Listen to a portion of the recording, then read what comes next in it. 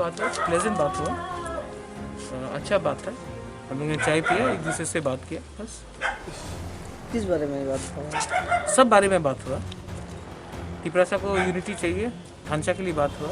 हम लोग ने अच्छा पॉजिटिव एटमोसफियर था, बहुत अच्छा बात हुआ, कॉर्डियल बात हुआ। हम लोग आए, विजय बाबू, एनसी बाबू, मेवार, मैं सब। महाराज ऐलान का बारे में कुछ ये सब बात बाद में होगा। आज हम लोग का मीटिंग था और हम लोग सब एक संग अपने तिपरासा के इंटरेस्ट के लिए हमने बैठकर पॉजिटिवली बात की।